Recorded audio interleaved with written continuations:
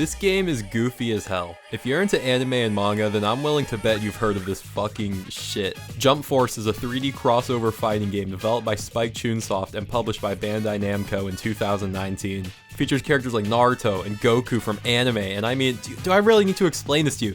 This game looks weird and it didn't sell very well, and now it doesn't even exist anymore. I'm so pissed that I didn't get all the DLC while I could. My life will never feel complete. I've had this game for years. I've played countless matches with my buddies, but in all that time, I've never once touched the story mode. Until now. We'll be going over the entire story mode and giving a short review of the game as a whole, so make sure to watch all the way through. Loading up the game, I realized that there's literally no way to start over from the beginning, like built into the game, so it looks like I'll be putting down my old character. Good night, B. Starting the game off fresh, we're treated to a cutscene of Frieza and his goons tearing shit up, and from the looks of things, everyone is dead. Luckily, Goku shows up just in time to put this freak in the ground. Frieza goes for the kill and Goku dodges, but it seems like we were in the wrong place at the wrong time, since it ended up hitting us.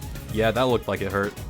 Thankfully, Trunks and this little robot called Navigator are there to confirm that we got fucked up. There's only one way to save our life now, and that's to bring us back as a hero. Trunks inserts a cube into our chest and we're brought to a character creation screen. First off, we have to choose our class. Type A is based off of Dragon Ball, Type B is based on One Piece, C is Naruto, and D is Bleach. I went with Type A. Let's make our character, give him a name, and dive back into things. As soon as we wake up, we're surrounded by enemies. It's clear that we're not getting out of here without a fight. This is the first of many tutorial battles, but really, this game couldn't be much simpler. Square for light attack, triangle for heavy, throw with circle, and block with R1. We'll learn more about special abilities later, but for now, the basics are all we need to take this guy down. As he fades away, he drops one of those Umbrus cubes, which Navigator promptly collects. Thanks, Trunks. After Frieza leaves, we decide to head back to their base to regroup with Luffy and Naruto. Once everyone's together, Luffy is really nonchalant about the fact that Goku let Frieza get away. He's probably out there killing innocent people right now, but we'll get him next time. And man, I just quickly want to mention how nostalgic this lobby music is for me. Me and my buddies would hop on this shit every day after school, and this obnoxious song is engraved into my soul. Anyways, while we're all shooting the shit, this bald beauty of a man approaches and says that this world is straight out of a comic. This is Director Glover, and he's about to deliver some exposition. The place we're in is the Umbrus base, where those who battle with Venoms come together to ensure humanity's survival. What's a Venom? Well, remember that bad guy we learned how to fight with?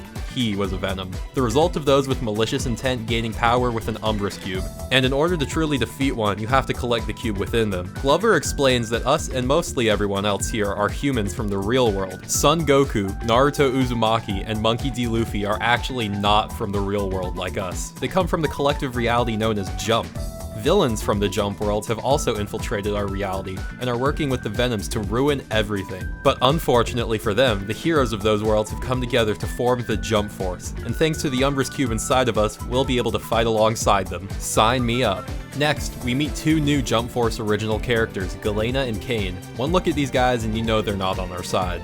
All we really learn from this cutscene is that Kane believes he will be the one to change the world, and something tells me things aren't going to be changing for the better. Back at Umbrus base, Glover and Navigator explain more about the structure of the Jump Force. There are 3 teams. Team Alpha directly faces off against Venom invasions and is led by Goku. Team Beta reclaims Venom-occupied territory and is led by Luffy. And Team Gamma, which infiltrates enemy territory to gather intel, is led by Naruto. We're gonna have to decide which team we want to join up with, so let's go on a walk and meet the crew. Each team is honestly made up of an interesting group of characters. Alpha has Goku, Piccolo, Zoro, and Gaara. Beta has Luffy, Boa Hancock, Sanji, and fucking Boruto. And Gamma has Naruto, Sasuke, Kakashi, Trunks, and Sabo. The decision really comes down to which characters you like the most, because this decision changes nothing. Yeah, you'd think that after explaining the specific duties of the teams that they each have their own unique path, but no. The only thing this choice determines is your starting abilities. I'm just gonna go with Team Alpha since I already picked the Dragon Ball character class. Meeting back up with Goku in the training room, we finally get to learn how to use our special moves. All you gotta do is hold down R2 to charge your meter and use one of the face buttons to select your move. After rocking Goku's shit, we officially become a member of Team Alpha.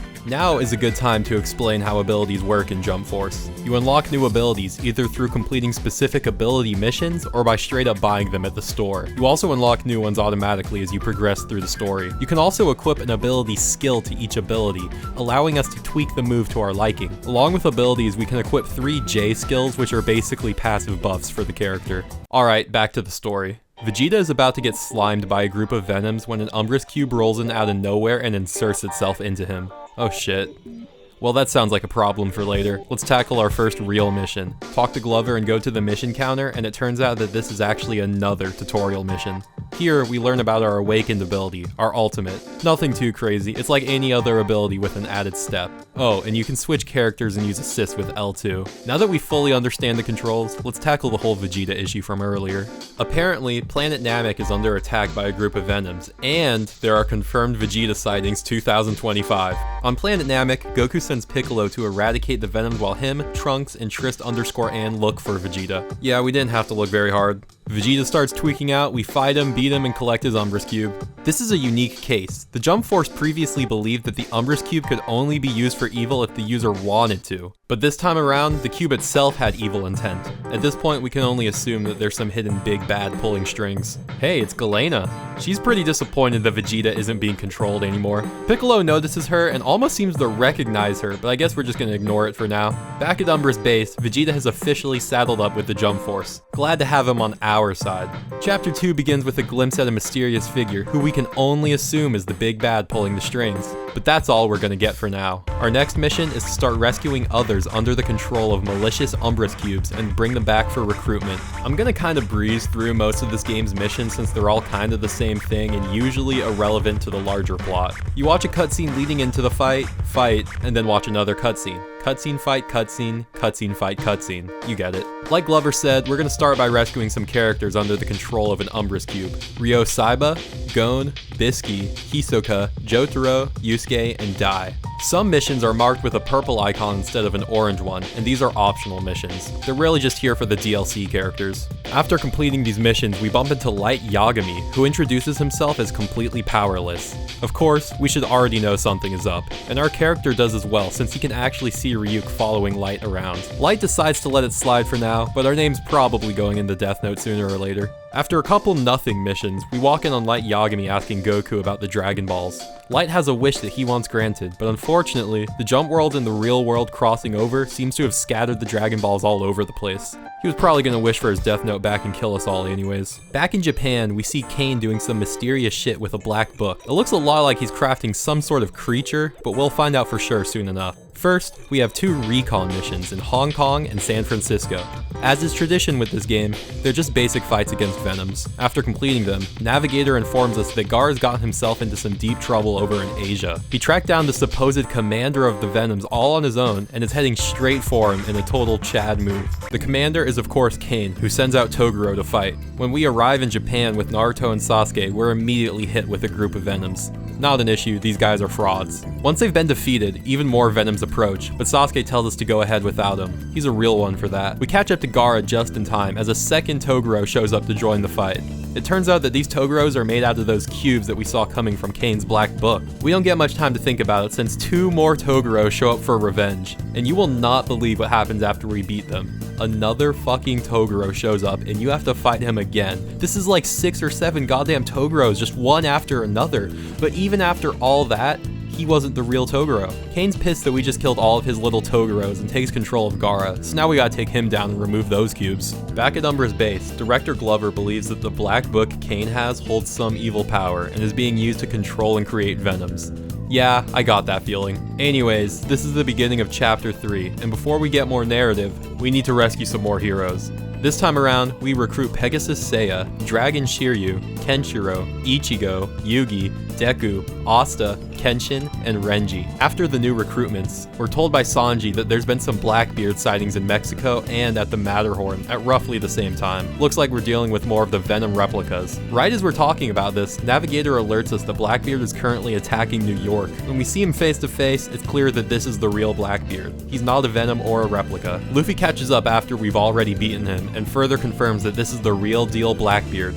Still, it couldn't have been him at the Matterhorn and Mexico simultaneously. He can't just be in 2 places at once. After this, Glover summons us to the command room and tells us about a strange person seen by Frieza's ship at the Matterhorn. He thinks that it might be Kane and sends us to investigate with Luffy and Sanji. Once we're there, we're of course first ambushed by a group of Venoms. After they go down, Sanji hears a woman's voice screaming for help and fucking flash steps towards her voice. First and foremost, we gotta take out the venom surrounding her. After the fight, we take her back to base so she can rest. It's only now that somebody notices the book she's carrying and how it looks the exact same as the book that the bad guys used. These dudes are in denial about it, but I'm calling it now, this chick is not our friend. Guess what? It's time for another light scene. This time, he's asking Naruto to tell him if Team Gamma hears anything about Misa Amane. Ryuk is surprised that Light is worried about her, but of course he's only actually worried about her death note and whether it still works. Yeah, he's plotting something. Anyways, that girl finally wakes up and tells us that she's forgotten everything but her name, Angela.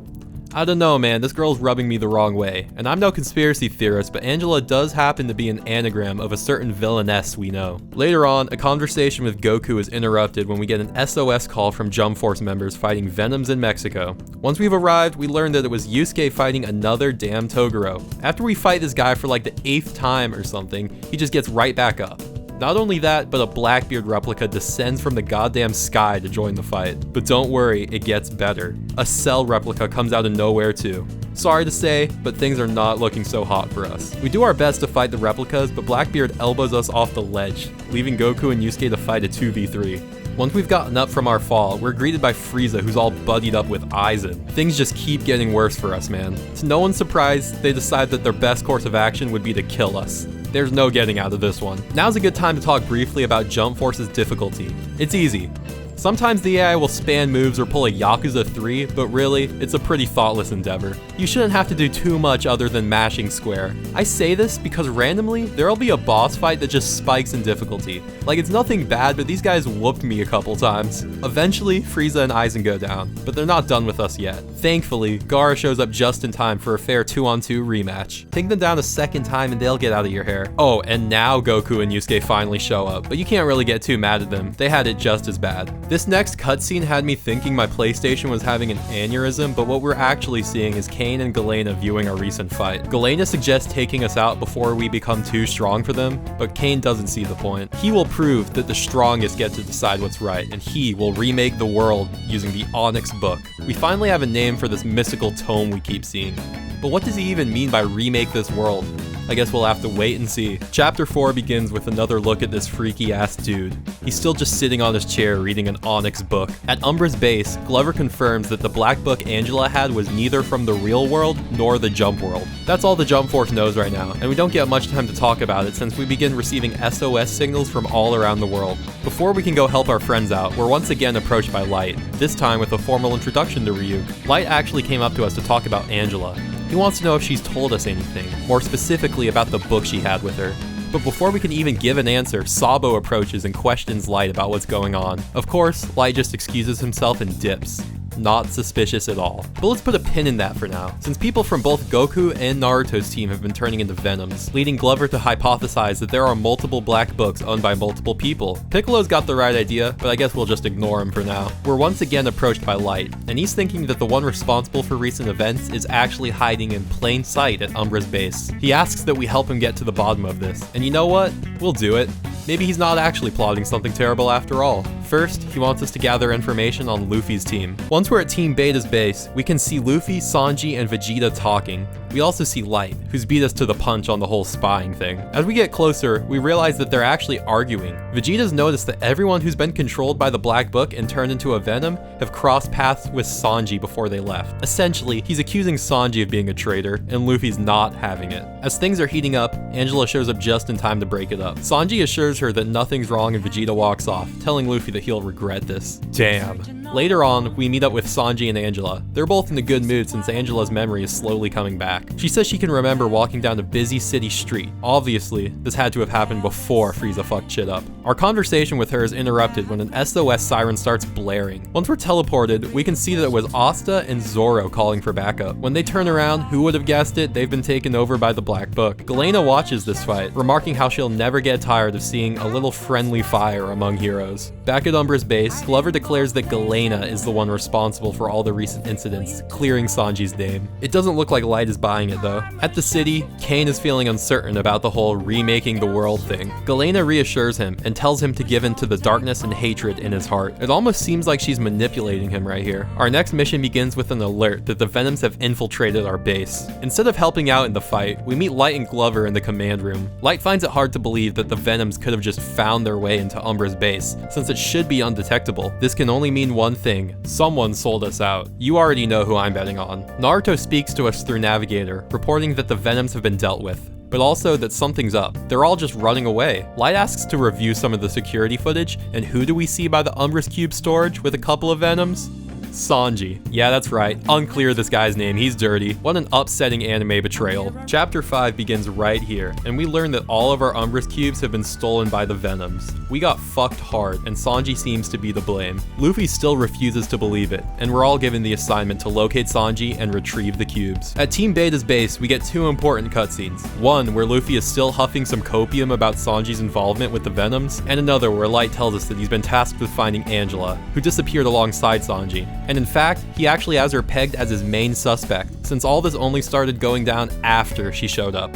I'm glad someone noticed. After some more filler missions, we get two Search for Sanji missions. One in Mexico, one in Paris. In both, we watch Sanji talk to a villain before noping out of there as soon as we show up. Man, even Navigator's starting to doubt this guy. For the next mission, head over to Glover's office and he'll send you to help Goku and Piccolo fight Frieza, again. When we get there, Frieza summons 3 replicas of himself and reveals that he is officially joined up with Kane, and plans to use his power to end all life on Earth. Even though we're technically up against 3 Friezas here, due to the fact that only one of them can fight at a time, and the fact that they all share a health bar, it's no different than facing one Frieza. Once they go down, we fight the real deal, which like I said is essentially the same as fighting the 3 replicas. Once we beat him, he retreats like a little bitch. We're thrown right into another mission after this. While Glover sends the others off to fight some Blackbeard replicas, Light pulls us aside, asking for a favor. We're finally gonna deal with Angela. While Angela walks down the hall with a taken over Sanji, Light shows up for his big gotcha moment. Knowing she's been caught, Angela finally reveals herself to be a replica controlled by Galena. This next part is great. Light fucking Thanos snaps them into the training room, and alongside Luffy and Zoro, we jump them. This is our first fight against Galena, and she can definitely be tough. This is when the game's difficulty does actually start to increase a little bit. All of her moves boil down to some sort of elemental projectile that'll chomp at your health and leave you completely vulnerable. But still, lock in and it shouldn't be bad at all. After the fight, we retrieve the cube from Sanji's body, and as Angela fades away, it's almost as if the real human version of her comes out for a final time. Man, you gotta feel bad for the guy. But it's alright, he gets over it instantly, and Luffy's just happy to have his friend back. Director Glover shows up and tells us that Angela's Onyx book blew up and destroyed the Jump Force's research facilities. Luckily, this was the extent of the damage, and the rest of the base is alright. Sanji gets voluntold to cook for everyone, and the guys walk off all giddy. The final scene of Chapter 5 has Light approach Kane and Galena. Basically what happens is Kane is grilling Galena for failing to destroy Umbra's base, and Light shows up to defend her, bringing up the fact that they're still able to mass produce Venoms now after stealing all the cubes. Why is Light defending this evil chick? Well, the Venoms need her, and Light wants the Venoms to stick around for a while. So yeah, this guy was really plotting on us the whole time. Damn, I was really starting to trust him too. Chapter 6 begins in the command room. Glover tells us that Frieza and Blackbeard, as well as new villains from the Jump Worlds, are using replicas and Venoms to tear shit up around the Earth. First, let's take care of Frieza. Again. Like our other fights with Frieza, it's never as simple as we'd like, and this time around he sends out a Goku replica for us to beat first. And even after all that, we just let him get away again. Nice, dude. Anyways, our next fight has us up against Hisoka with some help from Kurapika. Hisoka was actually one of my mains back in the day for multiplayer, and now that I'm on the receiving end, I can only imagine how annoyed my friends must have been when I picked this freak. After beating him, he wraps us up in his bungee gum and escapes. Can we just take a moment to talk about how much the Jump Force sucks at actually stopping villains? These guys literally point behind us like, "What's that behind you?" and disappear, and we fall for it every time. Well, whatever. Next we get a cutscene where Galena and Kane recruit Cell, so that bodes well for us. Once again, we're just thrown right into another mission after this. This time, Aizen is in Hong Kong, so we head there with Ichigo and Rukia to stop him. Once there, we realize it's just a replica. Rukia said there's nothing to worry about since he's a fake and all, but he's still kinda kicked my ass. Maybe I was just having a bad day this session or something. After defeating him, Rukia and Ichigo sense the real Aizen's spiritual pressure, and guess what? We just leave. It's not even letting them get away anymore. We're just not even trying at this point. And yeah, I know, Aizen is Aizen, but still, man, we already came here thinking we were gonna fight the real one. So why would we just leave? Glover doesn't seem too bent out of shape about it though, so whatever. Get this, we're again thrown directly into another mission. This time, we're sent to San Francisco with Deku to fight Galena. I'm shocked that these are the people Glover chose to fight one of the big bad villains. Once we're there, Deku asks Galena why she's attacking innocent people. She explains that she's grown tired of this world, the people are complacent and lazy, and she just finds that boring. Also, she hates heroes because they use their powers to help others instead of wreaking havoc. Spoken like a true villain. This is another surprisingly tough fight for Jump Force standards, but it shouldn't take more than a few tries. After beating her, she reveals that Cain used to be a human. She says that he was a dull man who used his power for justice, but sadly that same justice ended up leading to the deaths of his family. That was when he realized how power is truly meant to be used. He decided to destroy the world and make a new one in its place. It's a bit of a vague backstory, but it paints the picture. He's not evil, he's just misunderstood. Oh, and it turns out that this was only a Galena replica the whole time. She says some ominous words about what we'll choose in the end and disappears. No such choice is ever mentioned again. Alright everyone, lock in, we're getting there. Light reports back in the command room after a search for Galena, and he's acting as if he failed to find her. Glover says that he'll look into the whole human Cain thing and tells us that the Venoms have started to attack the Jump Worlds. There are 3 of these missions, one on Planet Namek, one on Marineford, and one in the Hidden Leaf Village. These go by pretty quickly. We fought plenty of Venoms at this point. After completing them all, Cain crashes the party and goes on another evil villain speech about the weak and the strong and remaking the world and shit. These next few Cain fights are some total BS. This dude just spams moves constantly, and his standard combos are capable of melting like half of your health bar in seconds. And you heard me right, there are multiple of these fights. Be prepared to die, a lot. His favorite moves are Ignition Bullet, which basically spawns him directly in front of you so he can clock you in the jaw, and Planet Breaker, where he jumps up into the air and slams back down on you. Sometimes you'll get lucky and the AI will switch to a Venom, but even then, yeah. There is a way to cheese the fight, but I'll explain it later, since I was able to actually lock in and beat him normally. Naruto tries to talk no jutsu Cain and fails. I guess he's not the kind of guy to give up his evil plans just because he was told to. He even calls us out as a weakling and says that we're holding everyone else back. Luffy and Goku turn up, and the 3 team leaders try to wombo combo Cain while he lunges straight for us. Our friends save us once again, and Cain reiterates the fact that we're basically useless. We're getting some pretty crazy hate right now, but the guys reassure us that we're not weak at all. I also just want to say on the record that Cain is talking shit after we've already beat him. The leaders stay to fight Cain while we retreat with Gaara, ending chapter 6. That was a long one. Let's take a short break to talk about the channel real quick. I'm going to be doing a lot more of these gaming commentary, let's play review type videos. Probably going to do them less scripted and more candid, but I'm also going to continue doing Pokemon pack openings and vlogs every now and then. So if you've watched my other videos, or if you're liking this one, please consider dropping a like and subscribing. That's all it takes to show your support, and it does a lot for the channel. Anyways, let's get back to it. Chapter 7 begins with another scene at the Big Bad's evil lair. Galena reports that the dimensional merge should be coming sooner than expected, meaning that they'll be the rulers of all worlds. Cut back to Umbra's base, and Glover basically lets us know that we're in deep shit. Venoms are attacking cities everywhere, and Goku, Naruto, and Luffy are still gone. Our best course of action would be to locate the enemy's base to directly attack them. After the briefing, our guy is looking all crestfallen about what Cain said to us, but Navigator replays the clips of our friend's words, and we're back to our old self. Normally, I'd cut something like this out, but this is a really nice moment. Even the robot cares about us. Most of Chapter 7's missions are strength training missions meant to level up certain characters. For each mission, you're paired up with 2 other Jump Force members, Gon and Kenshiro, Gaara and Seiya, Yugi and Renji, Jotaro and Yusuke, Boruto and Trunks, and Sabo and Zoro. After finishing training, Glover tells us that the enemy's base has been located due to the huge energy that the Umbris cubes give off. That energy likely also means that Cain's plan is in its final stages, so there's no time to mess around right now. We're sent to New York to face off against Frieza, Hisoka, and oh god damn it. After they're defeated, they leave all disappointed because we're not strong enough, even though we just beat them. We catch up with Deku, Asta, and Piccolo, who aren't having a great time with this group of Venoms.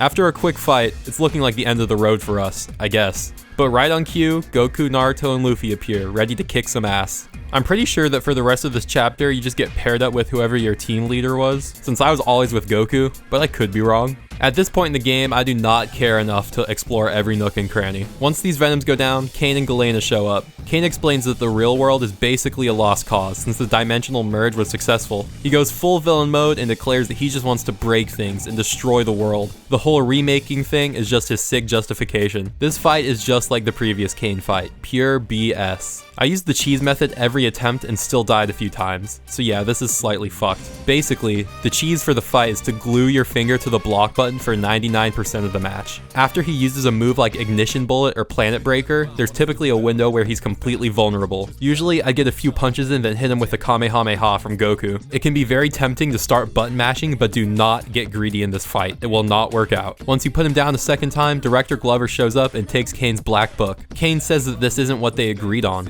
Wait, they were working together? Don't tell me Glover was the bad guy this whole time.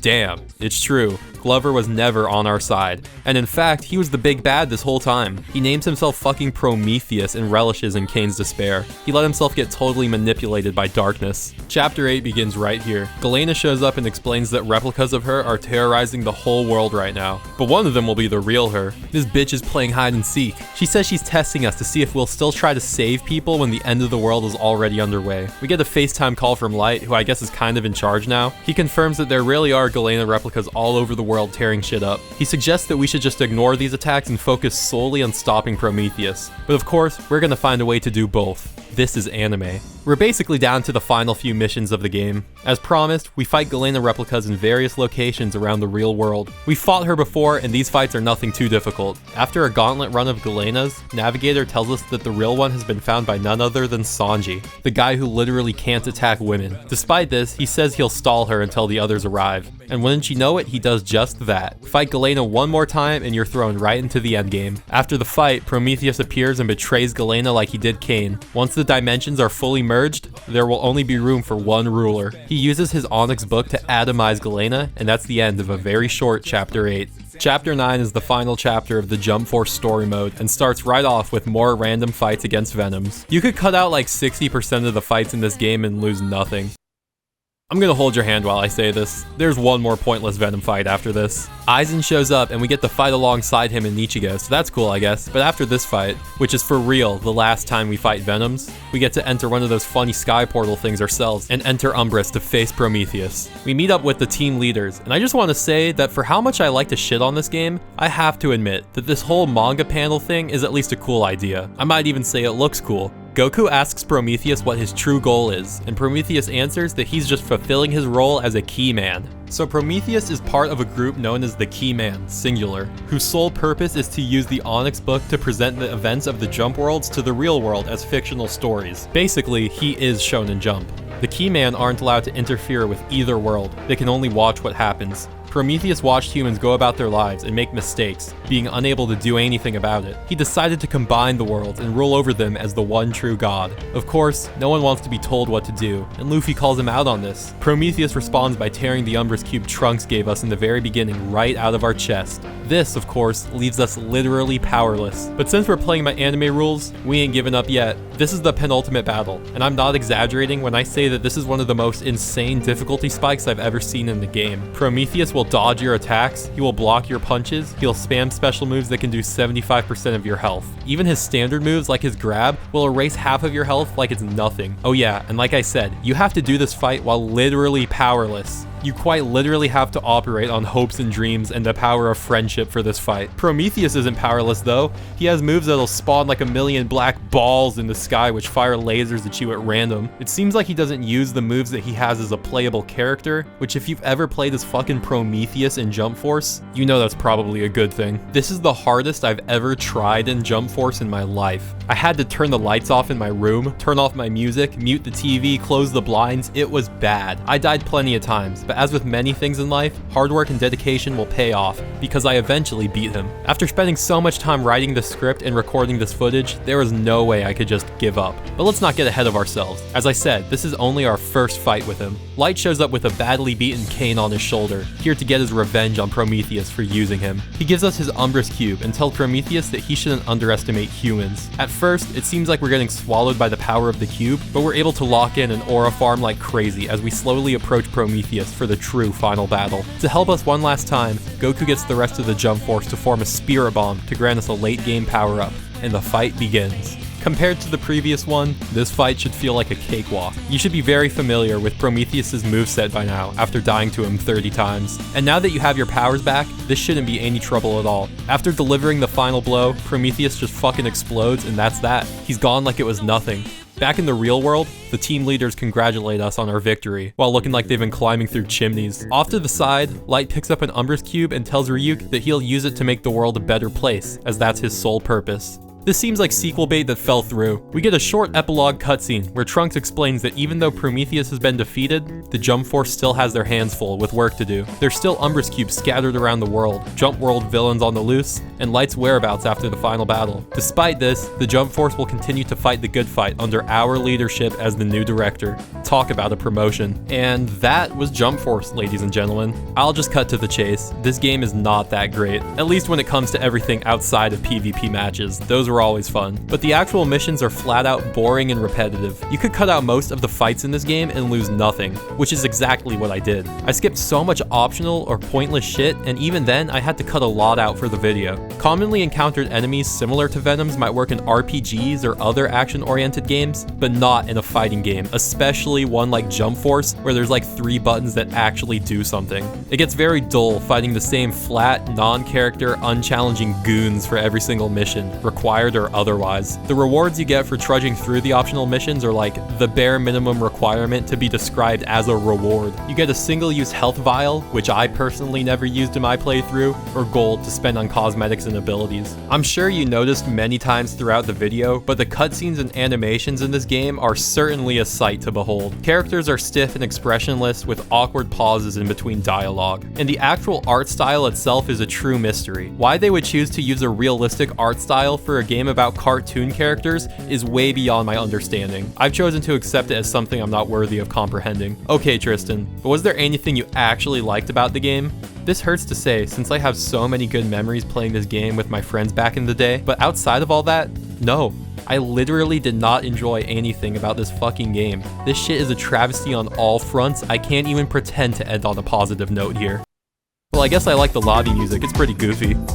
Thank you very much for watching my longest and most high-effort video so far. I've always wanted to try my hand at this type of content, so please don't be afraid to let me know what you think down in the comments. I definitely think in the future I'll focus on live gameplay and commentary to keep things interesting instead of focusing solely on a play-by-play script. I'm definitely more in my element doing things candid. You'd know if you've ever seen one of my Pokemon openings, but I have so many more videos like this planned about games like Class of 09, some of the Pokemon games, Mario & Luigi RPG series, fucking Danganronpa, Persona. I mean, I have enough video ideas for the rest of the year. If you enjoyed this video, if you enjoyed my commentary and humor, please consider subscribing. I had a blast making this video, and I'm definitely gonna make more like it. But until then, thank you and good night, everybody. And shout out to the US Air Force Academy.